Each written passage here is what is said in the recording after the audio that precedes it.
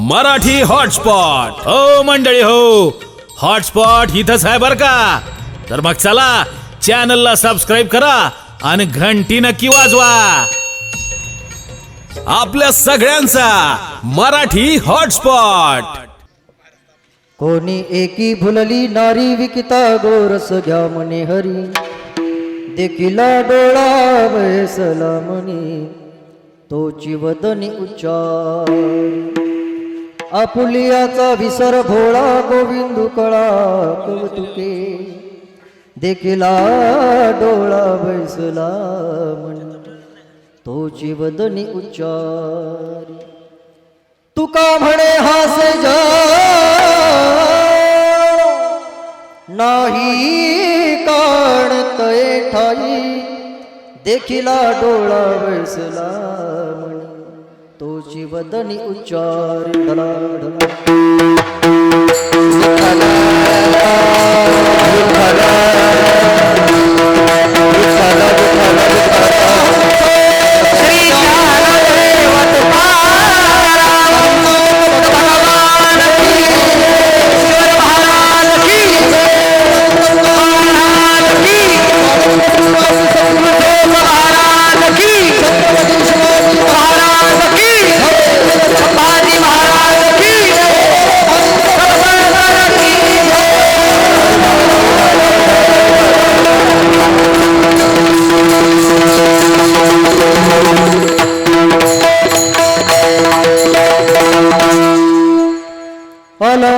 अलंकापुरी रम्य सिंहासनस्थं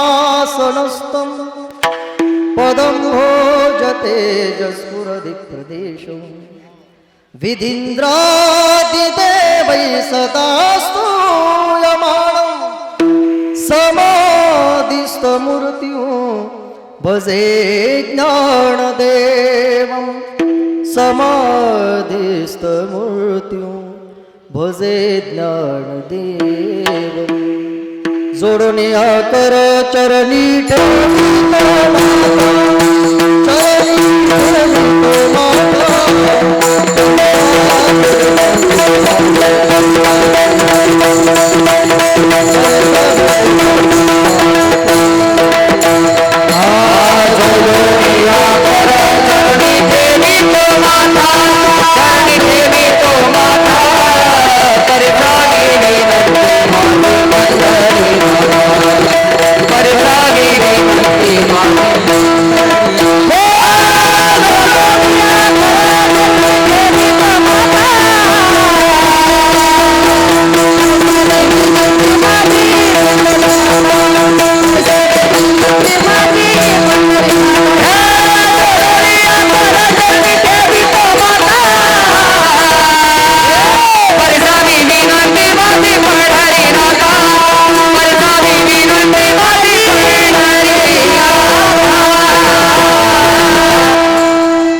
संपादनांच विधाय भक्त्यो विलोकितो येण समाधिराजा.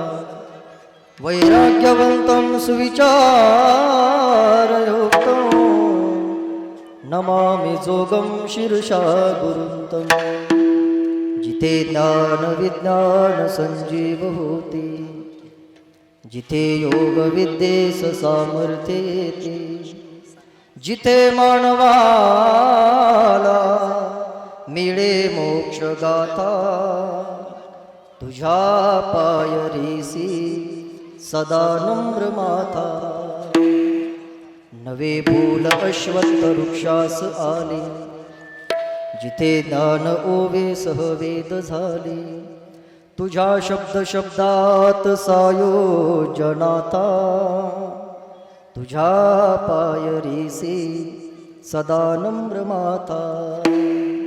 तुझ्या मंदिरे आर्त जीवास तृप्ती, तुझ्या दर्शने लोक स्वानंद घेत. श्रुती धन्य झाल्या तुझे गीत गाता, तुझ्या पायरीसी सदा नम्र माता. गोकुळच्या देवरा, गोकुळच्या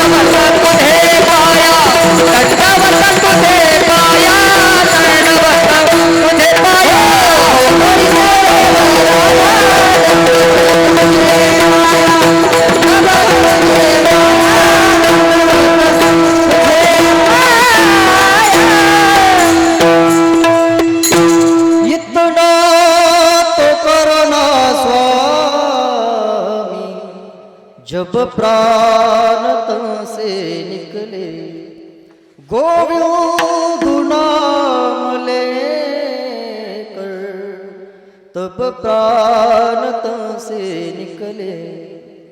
उस वक्त जल्दी आना नहीं शाम भूल जाना, उस वक्त जल्दी आना नहीं शाम भूल जाना। राधे को साथ लाना जब प्राण तन से निकले। नमो ज्ञानेश्वरा, नमो ज्ञानेश्वरा, निवृत्ती उदारा सोपान देवा।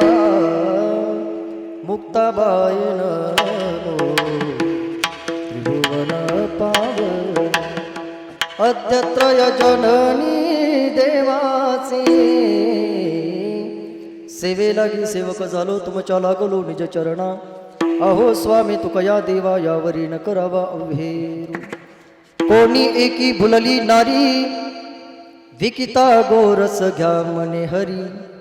कोणी एकी भुलली नारी विकिता गोरस घ्या मने हरी। देखिला डोळा बैसला मनी तोसी वदनी उच्चारी। विश्वमंगल्याचं स्वप्न उराशी बाळगून अखिल मानव जातीला ज्ञानाचा मार्ग दाखवणारे विश्वमाऊली ज्ञानोबराय, जगद्गुरु श्री संत तुकोबराय आदी करून सकल संतांच्या चरणी साष्टांग नमन करून सिद्ध साधक संत महंतांना भगवान ग्रामदैवतेला छत्रपती शिवाजी महाराजांना वंदन करून आणि उपस्थित श्रोतृजनांना अभिवादन करून सेवेला सुरुवात करतो। आपल्या या अत्यंत विराट अशा नामसप्ताहामध्ये भगवत चरणी सेवा समर्पित करण्याचा हा चांगला योग समस्त ग्रामस्थ मंडळाच्या वतीने, समस्त सप्ताह कमिटी मंडळाच्या वतीने, त्याच पद्धतीनं आमच्यावर ज्यांचं अतीव असं प्रेम आहे, वारकरी संप्रदायातील एक अत्यंत गोड व्यक्तिमत्व, संबंध महाराष्ट्रामध्ये कीर्तन क्षेत्रामध्ये ज्यांचं आदरानं नाव घेतलं जातं, आम्ही ज्यांच्याकडे आदरानं पाहतो, ज्यांचं योग्य आणि कुशल असं मार्गदर्शन तुम्हाला सौभाग्यानं प्राप्त झालंय, असे आमचे परममित्र हरिभक्त परायण आदरणीय गणेशजी महाराज बोचरे, खरं तर यांच्याचमुळे या ठिकाणी येण्याचा हा योग आहे।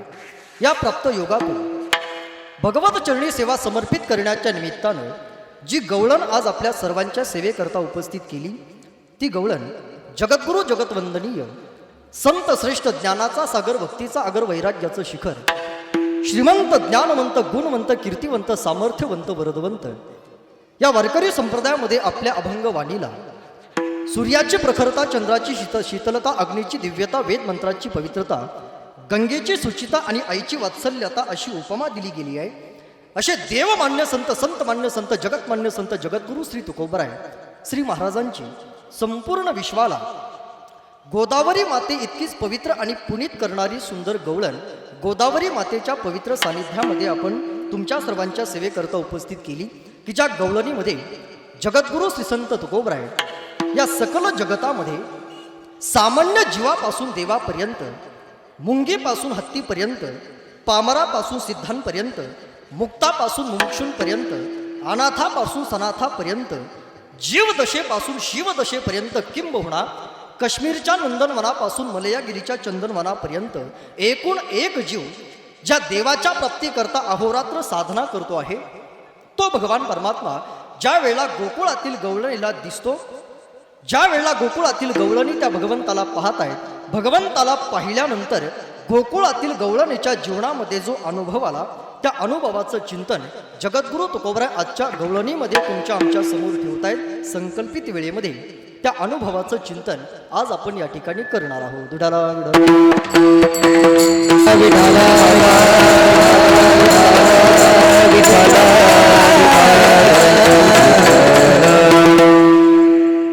गायलेल्या अभंगाला अर्थानं पूजण्याआधी ज्या निमित्तानं हा धर्ममंडप कीर्तन सभेसाठी सुसज्ज झालाय, त्याबद्दलच्या काही भावना आज मला व्यक्त कराव्या लागतील। गावाचं नाव कार्यानं शोभावं आणि गोदावरी मातेला धन्य वाटावं, इतका सुंदर सोहळा, देखणा सोहळा आपल्या या गावामध्ये प्रतिवर्षाप्रमाणे समस्त ग्रामस्थ मंडळींच्या अनमोल अशा सहकार्यानं संपन्न होतो आहे. या वर्षीचं आपलं हे मला असं वाटतं 20वं वर्ष आहे. बरोबर आहे? 21वं. गेली 20 वर्षापासून चालू असलेला हा अखंड हरिनाम सप्ताह 21व्या वर्षातल्या शेवटच्या दिवसावर येऊन ठेपलाय. मी असं म्हणेल, या वर्षीचं आपलं या नामसप्ताहाचं 21वं वर्ष आहे. ज्या वेळेला या नामसप्ताहाला 25 वर्ष पूर्ण होतील त्यावेळेला आपण सगळे असणारच आहोत. बरोबर आहे? ज्या वेळेला या नामसप्ताहाला 50 वर्ष पूर्ण होतील त्यावेळेला माईक सिस्टीम सुद्धा यांचीच असणार आहे. ज्या वेळेला या नामसप्ताहाला 75 वर्ष पूर्ण होतील त्यावेळेला काल्याचं कीर्तन तुम्ही माझंच ठेवणार आहात. बरोबर आहे? आणि ज्या वेळेला या नामसप्ताहाला 100 वर्ष पूर्ण होतील त्यावेळेला विनेकरी सुद्धा हेच असणार आहेत.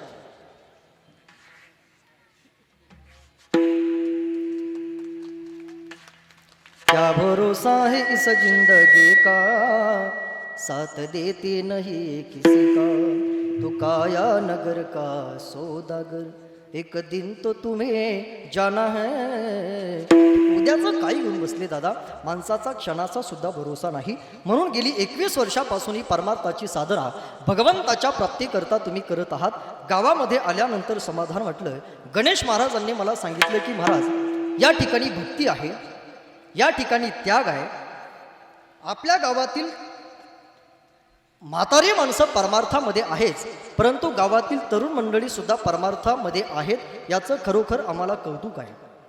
20 वर्षापासून अत्यंत प्रेमानं तुम्ही नामसाधना करत आहात. ही तुमची नामसाधना अशीच तुमच्या जीवनामध्ये पिढ्यानपिढ्या चालू राहावी याकरता भगवंताने तुम्हा सगळ्यांना उदंड आयुष्य आरोग्य प्रदान करावं ही सद्भावना भगवंताच्या चरणावर व्यक्त करतो. या कीर्तन निरूपणासाठी वारकरी संप्रदायातील पर्वताच्या उंचीची माणसं आज व्यासपीठावर उपस्थित आहेत. कुणाची नावं घ्यावीत आणि कुणाचं नाव घेऊ नये अशी ही माणसं आहेत. मी असं म्हणेन, काहींची नावं मला माहीत आहेत, काहींची नावं मला माहीत नाही. ही सगळीच मंडळी माझ्या मनातली नाही तर हृदयातली माणसं आहेत. वारकरी संप्रदायातलं पवित्र कार्य त्यांच्या हातून घडतंय. ज्यांची आपण पहिली सुंदर चाल ऐकली, हरिभक्त परायण वारकरी संप्रदायातील एक नवोदित कीर्तनकार आमचे परममित्र हरिभक्त परायण रामेश्वरजी महाराज भाकड, त्यांना सुंदर साथ ज्यांनी केली आहे, ज्यांच्या चाली ऐकत ऐकत आम्ही कीर्तनकार झालो, असे आमचे परम आदरणीय हरिभक्त परायण माकले जिजा, तेही आवर्जून टाळ घेऊन माझ्या कीर्तनामध्ये उपस्थित आहेत. त्याच पद्धतीनं संबंध महाराष्ट्रात गायन क्षेत्रामध्ये ज्यांचं फार मोठं चांगलं नाव आहे, हरिभक्त परायण शिवाजी महाराजही या ठिकाणी उपस्थित आहेत. त्याचबरोबर आमच्याबरोबर आलेले हनुमान महाराज आहेत, कानिप महाराज आहेत. त्याचबरोबर संबंध महाराष्ट्रामध्ये कूट अभंगावर ज्यांचं सुंदर अभ्यास आहे किंवा सुंदर चिंतन आहे, वारकरी संप्रदायातील एक अत्यंत गोड व्यक्तिमत्व आमचे परममित्र हरिभक्त परायण हनुमान आबा डांबे, तेही आवर्जून या ठिकाणी कीर्तनासाठी उपस्थित आहेत. खरं तर त्याच पद्धतीनं आजच्या कीर्तनाचं सौभाग्य आहे. वाणीभूषण आमचे परममित्र ज्ञानेश्वर महाराज जाधव, तेही कीर्तनासाठी आवर्जून उपस्थित आहेत. त्यांनाही धन्यवाद देतो. हार्मोनियम वादक आहेत. आणि निर्जीव चांबड्यावर सजीव हातांची थाप पडल्यानंतर सजीव कातड्याला सुद्धा डोलाला लावणारे हे 2 हात आहेत. एक आहे मृदुंगाचार्य हरिभक्त परायण अंकुश महाराज काळे, आणि त्याच पद्धतीने आमचे परममित्र हरिभक्त परायण पवन महाराज. खरं तर यांच्या दोघांच्याही बोटामध्ये अशी जादू आहे, या दोघांच्याही बोटामध्ये अशी जादू आहे की यांच्या जादूला बोट ठेवायला जागाच नाही. आणि अशी माणसं सुद्धा बोटावर मोजण्या एवढीच असतात ना. म्हणून भगवंताने या दोघांना सुद्धा बोटभर सुद्धा कमी देऊ नये अशी माझी इच्छा आहे. आणि तुम्ही सगळे काल्याचं कीर्तन झाल्यानंतर पोटभर जेवून जा अशी सुद्धा माझी इच्छा आहे. ही सगळीच मंडळी अत्यंत महत्त्वाची आणि वारकरी संप्रदायातलं कार्य करणारे आहे. म्हणून या सर्व मंडळीच्या चरणावर अगदी विनम्र भावाने वंदन करतो आणि अभंगाच्या पदापदाचं चिंतन करण्याकरता प्रवृत्त होतो.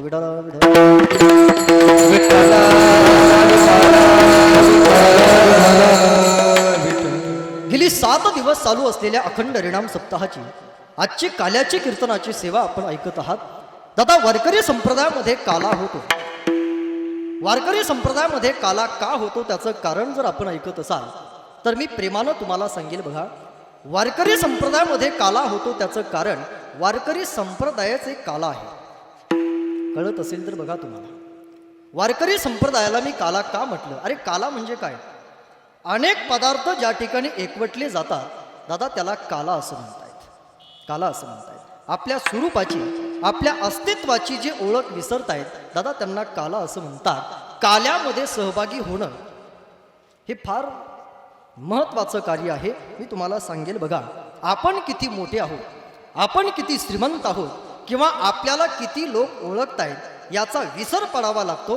त्यावेळेला माणूस काल्यामध्ये समरस होऊ शकतो. वारकरी संप्रदायाला मी काला म्हटलं त्याचं कारण आहे, ज्या संतांनी वारकरी संप्रदायाची ही परंपरा पुढे चालू ठेवली दादा, त्या संतांकडे जर तुम्ही थोडंसं निरीक्षण केलं तर तुमच्या लक्षामध्ये येईल, विश्वमाऊली ज्ञानोबराय हे काश्मीरी शैवागमाचे अनुयायी आहे. एकनाथ महाराज नामदेवराय हे केशी राजाची उपासक आहेत. नामदेवराय हे केशी राजाचे उपासक आहेत. दादा एकनाथ महाराजांचं जीवन तर अलौकिक जीवन आहे. एकनाथ महाराजांच्या घरी सूर्याची उपासना आहे. एकनाथ महाराजांना जो अनुग्रह झाला तो दत्त संप्रदायाचा झाला. एकनाथ महाराजांनी आपल्या जीवनामध्ये ज्ञानेश्वरी प्रतिशुद्ध केली, म्हणजे काम केलं योग संप्रदायाचं, आणि हातामध्ये भगवी पताका घेऊन धावत निघाले पंढरीला. जगद्गुरु तुकोबराय हे चैतन्य संप्रदायाचे आहेत. हे वेगवेगळ्या संप्रदायाचे जरी संत असले तरी ते संत सगळे एकत्र आले आणि एकत्र आल्यानंतर त्यांनी जगाला हाक दिली, तुम्हाला जर काला हवा असेल, तुम्हाला जर काला मिळवण्याची इच्छा असेल तर तुम्हाला एक गोष्ट करावी लागेल. होय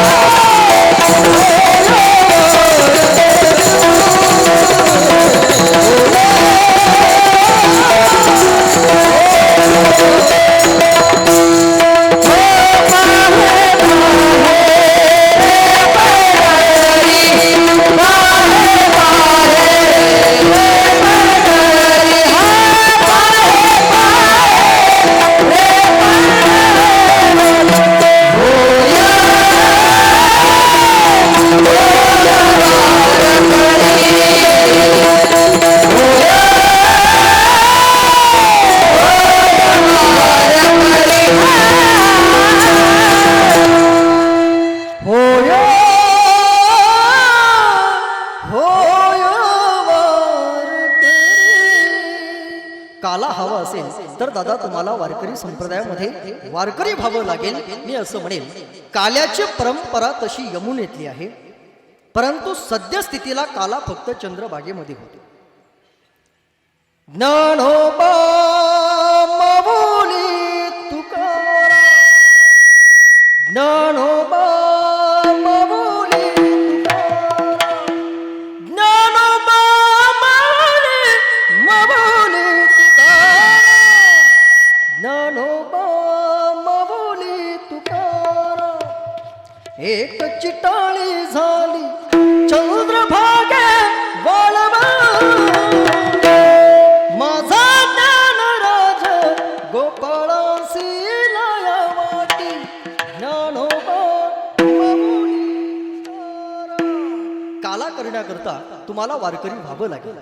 वारकरी संप्रदायामध्ये दादा उत्सव कुठलाही असू द्या, तो उत्सव एका दिवसाचा असो, तो उत्सव 7 दिवसाचा असो, तो उत्सव महिन्याचा असो किंवा तो उत्सव दादा चातुर्मासाचा असो, त्या उत्सवाची सांगता ही काल्याच्या कीर्तनानं करावी लागते. जसं गाव आल्यानंतर प्रवास संपतो,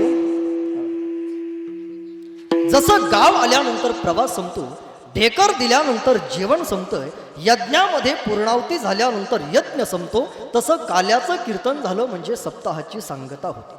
समाप्ती नाही बरं. माझं चिंतन थोडंसं अवधानपूर्वक ऐका. म्हणजे आजचं कीर्तन तुमच्या चांगलं पचनी पडेल आणि अवधान जर खंडित केलं तर समजण्यामध्ये प्रश्न निर्माण होईल. वारकरी संप्रदायामध्ये जीवन जगत असताना दादा बऱ्याचदा आपण बोलत असतो आमच्या नामसप्ताहाची समाप्ती झाली, आमच्या पारायणाची समाप्ती झाली. दादा पारायणाची आणि नामसप्ताहाची कधीही समाप्ती होत नसते. बरं, समाप्ती झाली तर ती फक्त तुमची आणि आमचीच होती. पारायणाची कधीही समाप्ती होत नाही. ऐकताय आपण कीर्तन? अरे समाप्ती या शब्दाचा अर्थ जर आपण जाणून घेतला तर समाप्ती शब्दाचा अर्थ होतो सम्यक अधिक आप्ती बरोबर समाप्ती. सम्यक म्हणजे ज्ञान आणि आप्ती म्हणजे प्राप्त. जोपर्यंत आपल्याला परोक्ष आणि अपरोक्ष ज्ञानाची प्राप्ती होणार नाही दादा तोपर्यंत आपण फक्त काल्याचं कीर्तन सांगता म्हणूनच करावं, समाप्ती म्हणून नाही. ज्या दिवशी आपल्याला परोक्ष आणि अपरोक्ष ज्ञान कळेल, ज्या दिवशी आपल्याला देव कळेल दादा त्या दिवशी परमार्थातली समाप्ती होईल. आपल्याला देव कळायला पाहिजे ना. कोण देव? कोण देव? अरे खाणं आपल्या हातात आहे, पचवणं ज्याच्या हातात आहे दादा त्याला देव असं म्हणतात.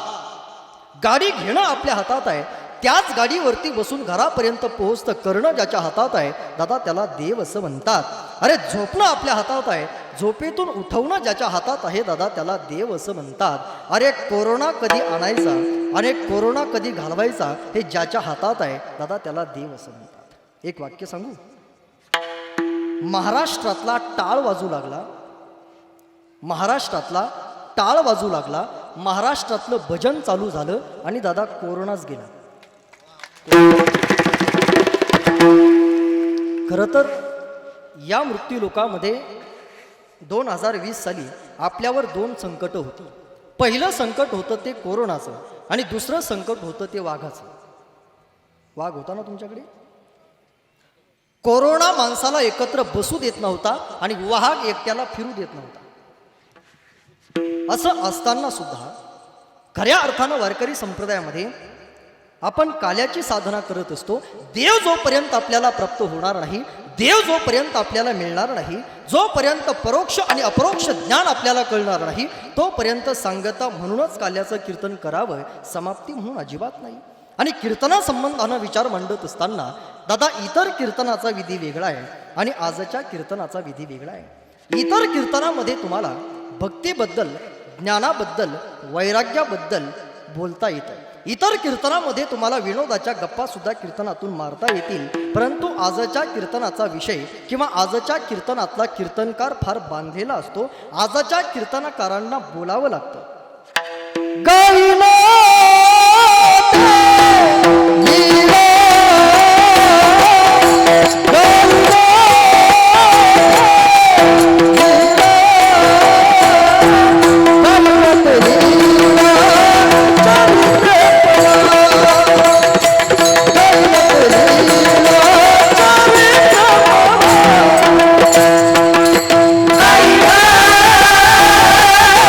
Hey!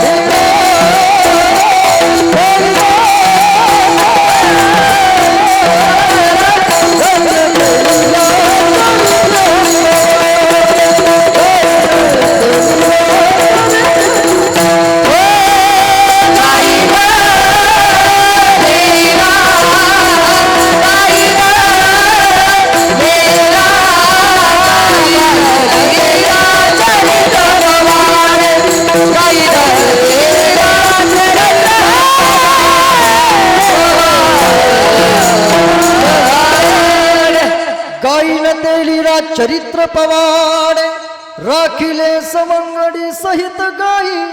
आजच्या कीर्तनामध्ये आपल्याला भगवान कृष्ण परमात्मा गोकुळामध्ये जे चरित्र करतो, दादाच्या चरित्राचा विचार आपल्याला मांडावा लागतो. तसं भगवंताच्या चरित्राचा विचार करत असताना बऱ्याचदा तुम्ही ऐकलं असेल, आजही तुम्हाला ऐकावं लागेल. भगवंताचं चरित्र हे 2-3 ठिकाणी होतंय. भगवंताचा जन्म हा मथुरेमध्ये होतो, भगवंताचं लालन पालन हे गोकुळामध्ये होतं, आणि तदनंतर भगवान परमात्मा वृंदावनाला जात आहेत. हे भगवंताचं चरित्र आहे. याच्यातल्या भगवान परमात्मा गोकुळामध्ये जे चरित्र करतो, त्या चरित्राचा आपल्याला आज विचार करावा लागतो. गोकुळामध्ये ज्यावेळेला एक दिवस भगवान कृष्ण परमात्मा आपल्या हातातली प्रेम स्वरूपिणी ही बासरी वाजवतो, ती बासरी ज्यावेळेला गोकुळातील गवळणीच्या कानावर पडते, त्यावेळेला गोकुळातील गवळणी म्हणतायत, कन्हैया अरे किती सुंदर तू बासरी वाजवतोयस रे. अरे तुझी बासरी ज्यावेळेला आमच्या कानावर पडते ना, त्यावेळेला आम्हाला तुझ्याकडे येण्याची इच्छा निर्माण होते. परंतु काय सांगावं कन्हैया, अरे आमचं जीवन हे पारतंत्रिक आहे. आमचं जीवन हे पारतंत्रिक असल्यामुळे तुझ्याकडे येण्याची इच्छा असताना सुद्धा आम्हाला तुझ्यापर्यंत येता येत नाही. किती सुंदर तू बासरी वाजवतोयस. त्या गोकुळातील गवळणीने म्हणावं, तेरी मुरलिया ने बेचैन दिल को किया, मैंने तो अपना दिया शाम तेरे नाम कर दिया. तेरी मुरलिया ने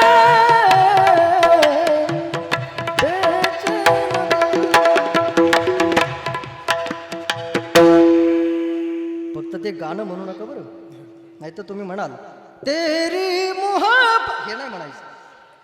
तेरी मुरलिया ने है बेचैन दिल को किया. भगवान कृष्ण परमात्मा प्रेम स्वरूपिणी बासरी वाजवतो. गोकुळातील गवळणीच्या कानावरती बासरी पडते. गोकुळातील गवळणीने म्हणावं, भगवंता अरे बासरी वाजवतोय, ती बासरी ऐकल्यानंतर तुझ्याकडे येण्याची इच्छा निर्माण होते. आमचं जीवन पारतंत्रिक असल्यामुळे आम्हाला तुझ्याकडे अजिबात येता येत नाही.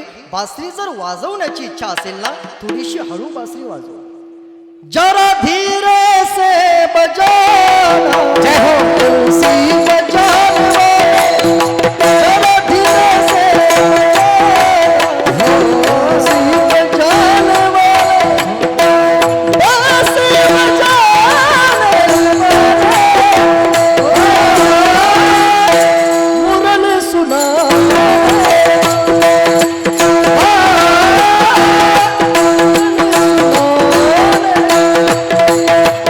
धीरे से बजाना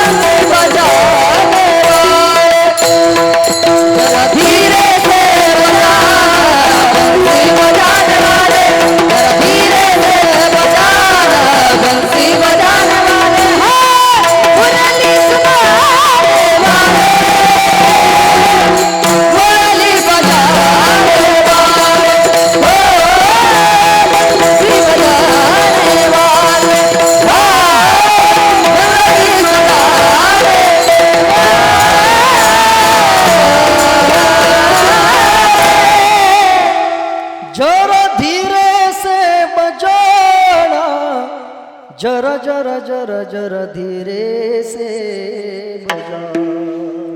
कन्हैया बासरी वाजवतोय, परंतु हळू बासरी वाजव.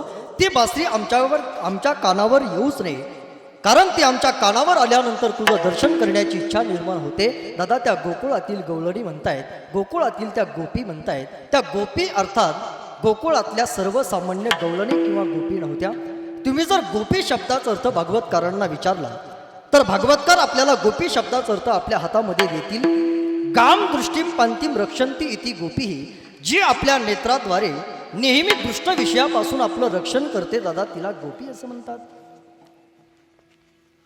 गोपी पिबंती श्रीकृष्ण रस इति गोपी, जी आपल्या इंद्रियाद्वारे नेहमी श्रीकृष्ण रसाचं पान करते. दादा, त्यांना गोपी असं म्हणतात. अशा गोकुळातील गवळणी किंवा गोपी या सर्वसामान्य गवळणी नव्हत्या, त्या अधिकार संपन्न गवळणी होत्या. गोकुळातील गवळणी काही त्या वेदाच्या श्रुती होत्या, काही दंडकारण्यातले ते ऋषी होते. बऱ्याचदा ऐकलं असेल तुम्ही, काही त्या जनकपुरीतल्या सुंदर सुंदर स्त्रिया होत्या. भगवान प्रभू रामचंद्र ज्यावेळेला सीता स्वयंवराकरिता जनकपुरीला येत आहेत, जनकपुरीला आल्यानंतर जनकपुरीतल्या जेवढ्या सुंदर सुंदर स्त्रिया आहेत, भगवान प्रभू रामचंद्राचं सौंदर्य ते पाहतायत. आणि भगवान प्रभू रामचंद्राचं सौंदर्य पाहिल्यानंतर जनकपुरीतल्या सुंदर स्त्रिया मनामध्ये इच्छा निर्माण करतायत. बापरे बाप, अरे काय याचं सौंदर्य आहे. हा रामप्रभू आता जनकपुरीला आलाय. जनकपुरीला आल्यानंतर आता तो सीतेबरोबर विवाह करणार आहे. याने सीतेबरोबर विवाह करण्यापेक्षा याने जर आपल्या बरोबर विवाह केला तर आपल्याला किती आनंद होईल. अरे काय याचं सौंदर्य आहे. राजस सुकुमार मदनाचा पुतळा, रविशसी कळा, रविशसी कळा लोकनिया. राजस सुकुमार मदनाचा फार सौंदर्य आहे. रामप्रभूचं सौंदर्य पाहिल्यानंतर जनकपुरीतल्या सुंदर स्त्रियांना त्यांच्याबरोबर विवाह करण्याची इच्छा होते. ही भावना ज्यावेळेला प्रभू रामचंद्र ओळखतात त्यावेळेला जनकपुरीतल्या सुंदर स्त्रियांना उत्तर देत आहेत, या युगामध्ये माझं जीवन आहे, एक बाणी, एक वचनी आणि एक पत्नी. या युगामध्ये मी तुमची इच्छा पूर्ण करू शकणार नाही, परंतु द्वापार अंते करिष्यामी भवती नाम मनोरथम. तुमची इच्छा चांगली असल्यामुळे ज्या वेळेला मी द्वापार युगामध्ये कृष्ण रूपाने अवतरित होईल त्यावेळेला तुम्ही सगळ्या स्त्रियांनी गोकुळामध्ये गवळणीच्या रूपानं जन्माला यावं. याचा अर्थ असा होतो, गोकुळामध्ये जन्माला आलेल्या ज्या काही गवळणी आहेत दादा, त्या सर्वसामान्य गवळणी नाहीत, त्रेतायुगातल्या जनकपुरीतल्या त्या सुंदर सुंदर स्त्रिया आहेत. ऐकताय आपण कीर्तन पद्मपुराणामध्ये. त्याही पुढे जाऊन अशी एक कथा येते. भगवान प्रभू रामचंद्र ज्यावेळेला सीता शोधण्याकरता दंडकारण्यामध्ये येत आहेत, दंडकारण्यामध्ये भगवान प्रभू रामचंद्र आले ही बातमी ज्यावेळेला दंडकारण्यामध्ये तपश्चर्या करणाऱ्या ऋषींपर्यंत पोहोचते त्यावेळेला दंडकारण्यातले ऋषी मनामध्ये विचार करतात, अरे भगवान प्रभू रामचंद्र आता आपल्या दंडकारण्यामध्ये आले, हे तर ते भगवान प्रभू रामचंद्र आहेत जे भगवान प्रभू रामचंद्र दगडाला पाय लावल्यानंतर दगडातून स्त्री उत्पन्न करू शकतात. मग दगडाला पाय लावल्यानंतर जर रामप्रभू दगडातून स्त्री उत्पन्न करू शकतात तर आपल्याही जीवनामध्ये आपल्याला एखादी बायको असावी, आपला सुद्धा सुंदर संसार असावा. दंडकारण्यातले ऋषी मनामध्ये विचार करतायत आणि आपल्याला बायको मिळावी याच्याकरता दंडकारण्यातले ऋषी आपापल्या मर्यादेप्रमाणे दगड डोक्यावर घेत आहेत आणि भगवान प्रभू रामचंद्राच्या समोर येत आहेत. ज्याला जशी बायको पाहिजे त्या पद्धतीनं दगड डोक्यावर घेतल्या जातात. 80-90 किलोचा जर ऋषी असेल तर तो 80-90 किलोचा दगड आपल्या डोक्यावर घेतो. 40-45 किलोचा जर ऋषी असेल तर तो 40-45 किलोचा दगड आपल्या डोक्यावर घेतो. 30-35 किलोचा जर ऋषी असेल तर तो 30-35 किलोचा दगड अर्थात डोक्यावर घेतो. याचं कारण आहे, ज्याला जशी बायको पाहिजे त्या पद्धतीनं दगड डोक्यावर घेतल्या जातात. काही ऋषी जाड दगड डोक्यावर घेत आहेत, काही ऋषी उंच दगड डोक्यावर घेत आहेत, काही ऋषी बुटके दगड डोक्यावर घेत आहेत. माझ्यासारखे जेवढे ऋषी होते त्या सगळ्या ऋषींनी दगडाच्या बारीक बारीक चिपट्या घेतल्या. बारीक बायको पाहिजे, जशी बायको पाहिजे त्या पद्धतीनं दगड डोक्यावर घेऊन ज्या वेळेला सगळे ऋषी भगवान प्रभुरामचंद्राच्या समोर येत आहेत, भगवान प्रभुरामचंद्राचं सौंदर्य पाहतायत, आश्चर्य व्यक्त करतायत, बापरे बाप, अरे काय याचं सौंदर्य आहे, अरे याचं सौंदर्य पाहिल्यानंतर असं वाटतंय दगडाच्या स्त्रिया बनवून त्या दगडांचा उपभोग घेण्यापेक्षा आज आपण जर स्वतः जर स्त्रिया असतो तर या सौंदर्याचा आपल्याला उपभोग घेता आला असता. अरे काय याचं सौंदर्य आहे. दशरथ प्यारे कौशल्या दुलारे नैनो के तारे करू तिहारे मनुहार रे प्राण करू तिहारे मनुहार. याचा अर्थ ऐकताय आपण. गोकुळामध्ये जन्माला आलेल्या गवळणी सर्वसामान्य गवळणी नाहीत, दंडकारण्यातले ते ऋषी आहेत. दादा उग्रतपा नावाचे जे ऋषी आहेत, ऐकताय आपण, प्रेमानं कीर्तन म्हणूनही सांगेल. उग्रतपा नावाचे जे ऋषी आहेत ते क्लिबिशयुक्त 20 अक्षरी मंत्राचा जप करतात आणि गोकुळामध्ये सुनंद नामक गवळ्याच्या घरी सुनंदा नामक गवळणीच्या रूपानं जन्माला येत आहेत. जाबाला नावाचे जे ऋषी आहेत वाळलेले पानं खाऊन तपश्चर्या करतायत आणि गोकुळामध्ये वीरभद्र नामक गवळ्याच्या घरी सुभद्रा नामक गवळणीच्या रूपानं जन्माला येत आहेत. हरिधामा नावाचे जे ऋषी आहेत स्वतःला उलटं टांगून घेऊन तपश्चर्या करतायत आणि त्या गोकुळामध्ये रंगवेली नामक गवळणीच्या रूपानं जन्माला येत आहेत. याचा अर्थ असा होतो गोकुळामध्ये जन्माला आलेल्या गवळणी सर्वसामान्य गवळणी नाहीत, ते दंडकारण्यातले काही ऋषी आहेत. काही जनकपुरीतल्या त्या सुंदर सुंदर स्त्रिया आहेत, तर काही त्या वेदाच्या श्रुती आहेत. त्या जाण वेद गरिबीच्या श्रुती, श्रुती रूपी नव्हे मतप्राप्ती. वेदाच्या श्रुती ज्या वेळेला दादा गोकुळामध्ये जन्माला येत आहेत ना, त्यावेळेला मला असं वाटतंय सगळ्या वेदाच्या श्रुती काय गोकुळामध्ये सासूच्या रूपानं जन्माला येत नाही. सगळ्याच वेदाच्या श्रुती त्या गोकुळामध्ये काय लेकी होत नाही. सगळ्याच वेदाच्या श्रुती त्या गोकुळामधल्या दादा सुना होत नाहीत. वेदाच्या श्रुती ज्या वेळेला गोकुळामध्ये येत आहेत त्यावेळेला कोणी सुना कोणी लेकी, कोणी सुना कोणी कोणी सुना कोणी लेकी, कोणी सुना कोणी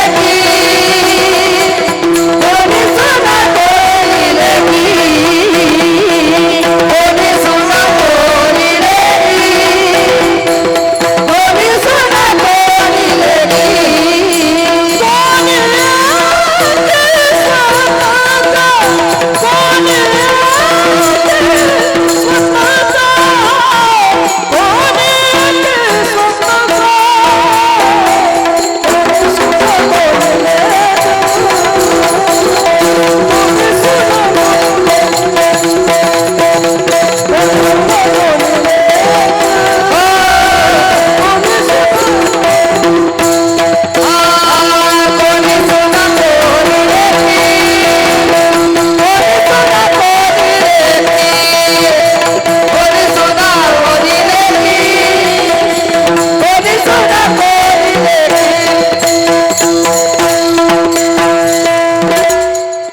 कोणी सुना कोणी गोकुळामध्ये ज्यावेळेला वेदाच्या श्रुती येत आहेत त्यावेळेला काही गोकुळांमध्ये वेदाच्या श्रुती लेकी होत आहेत, काही वेदाच्या श्रुती हा सासवा होत आहेत आणि काही त्या गोकुळामध्ये सुनेच्या रूपानं जन्माला येत आहेत. 80,000 ज्या गोकुळातील सुना आहेत, ऐकताय आपण कीर्तन, गोकुळामधल्या ज्या 80,000 सुना आहेत त्या दादा गोकुळातल्या ज्ञानपर श्रुती आहेत. 16,000 ज्या लेकी आहेत त्या उपासनापर श्रुती आहेत आणि 4,000 ज्या सासवा आहेत त्या कर्मप्रसूती आहेत.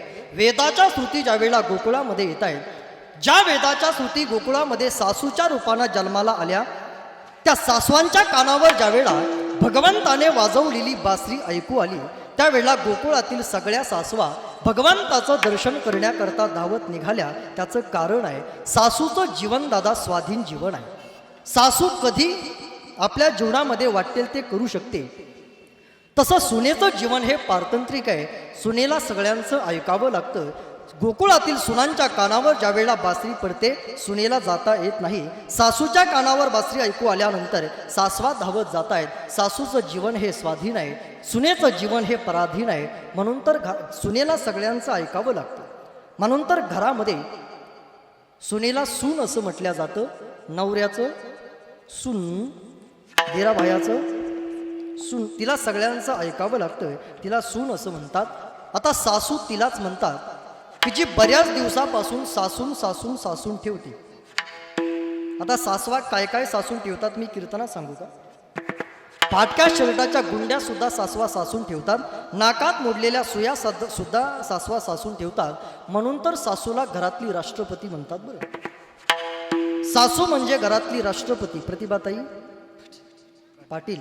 सासरा म्हणजे प्रधानमंत्री नरेंद्र मोदी. मोठी जाऊबाई म्हणजे कॅबिनेट मंत्री. मधली जाऊबाई म्हणजे राज्यमंत्री. ननंद म्हणजे परराष्ट्र मंत्री, दुसरी कोणी येते ना ती. आणि सगळ्यात लहानी सून म्हणजे अरे 6 वर्षासाठी निलंबित केलेला मतदार.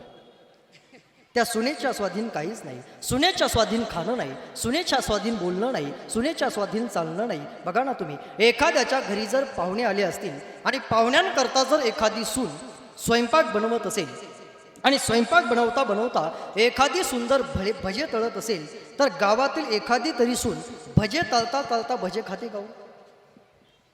तुमच्याकडे जरी माऊलीने हरिपाठामध्ये लिहिलं असलं भजे खात वरी तरी सुद्धा सुना कधीही भजे खाणार नाही. सासूचं तसं नाही. सासू तळता तळता भजे खाऊ शकते, परंतु ते कालविलेलं पीठ सुद्धा खाऊ शकते. कारण सासूचं जीवन हे स्वाधीन आहे, सुनेचं जीवन हे पराधीन आहे. सुनेला सगळ्यांचं ऐकावं लागतं. गोकुळातील सुनांच्या कानावर ज्या वेळेला दादा बासरी ऐकू येते ना, त्यावेळेला गोकुळातील सुनांनी म्हणावं कन्हैया, बासरी ऐकल्यानंतर आम्हाला रात्र रात्र झोप लागत नाही रे. अरे किती सुंदर तू बासरी वाजवतोयस. शाम तेरी बांसुरी बजने लगी, शाम तेरी बांसुरी बजने लगी, सर सर सर रात में जगने लगी, सर सर रात में जगने लगी, शाम तेरी बांसुरी बजने लगी, शाम तेरी बांसुरी बजने लगी. ताली बजाओ.